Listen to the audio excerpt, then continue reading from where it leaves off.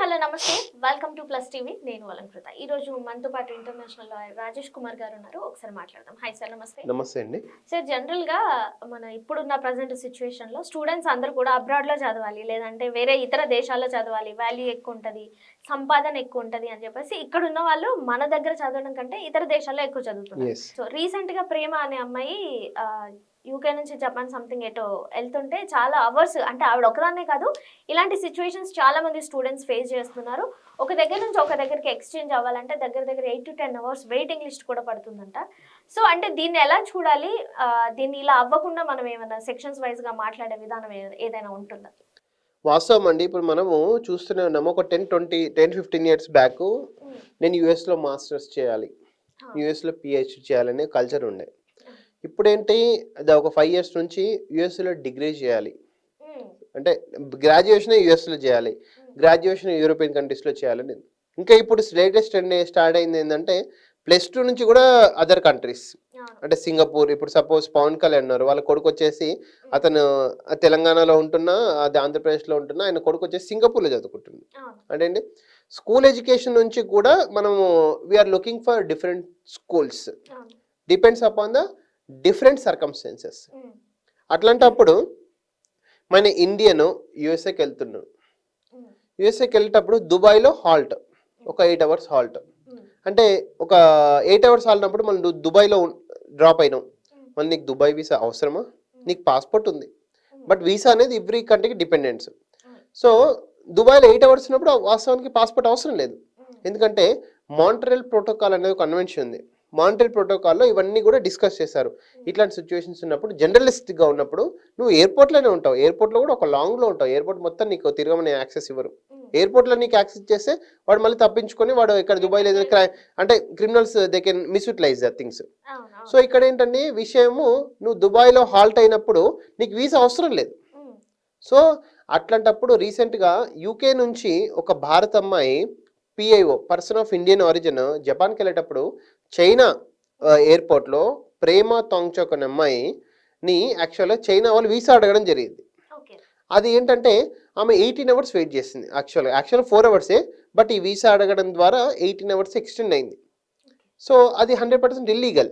24 hours వరకు మనకు ఎలాంటి వీసా లేదు ఉండకూడదు అని దౌత్య సంబంధాలు ఇండియా చైనా దౌత్య సంబంధాలు diplomatic rules regulations and Montreal protocol కూడా చెప్తుంది సో అట్లాంటప్పుడు ఆమె ఇండియన్ అని మాత్రమే చైనా వాళ్ళు ఆపిండ్రని మన మీడియా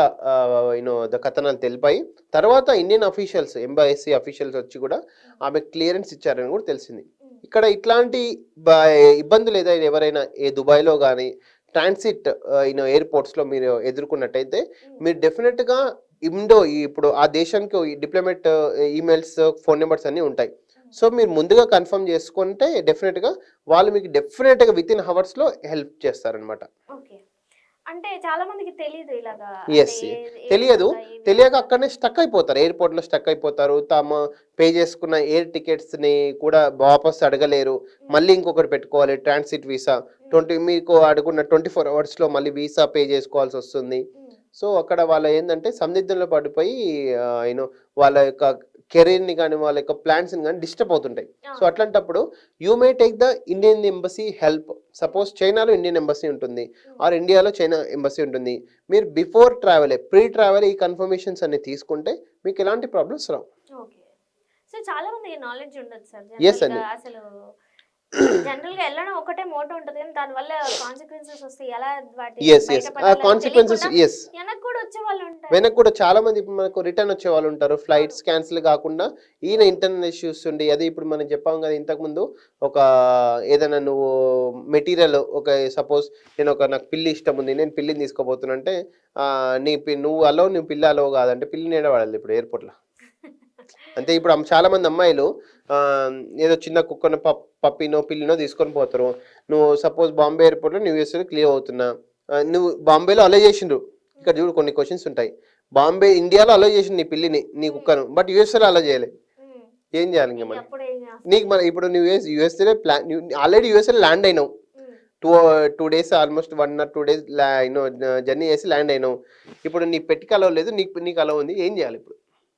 చాలా మంది పెట్ కోసం రిటర్న్ వచ్చిన వాళ్ళు ఉన్నారు. అంతే కదా సార్ మరి. యూఎస్ అదే అంటున్నా. ఇప్పుడు ఇంకోటి యూఎస్లో పెట్ పర్మిషన్ తీసుకున్నారు, నువ్వు దుబాయ్లో ట్రాన్సిట్ పర్మిషన్ లేనప్పుడు దుబాయ్లో 8 అవర్స్ ఆల్ట్ ఉంది, అసలు పెట్టిని దిగనిచ్చేవా అలా కాదు కొందరు. అట్లాంటప్పుడు ఏం చేయాలి అంటే ఇవన్నీ కూడా ప్రీ ట్రావెల్ కొంచెం కౌన్సిలింగ్, రూల్స్ అండ్ రెగ్యులేషన్స్ జాగ్రత్తగా పర్మిషన్ తీసుకుంటే చాలా మంచిది. యాక్చువల్గా మన రీసెంట్గానే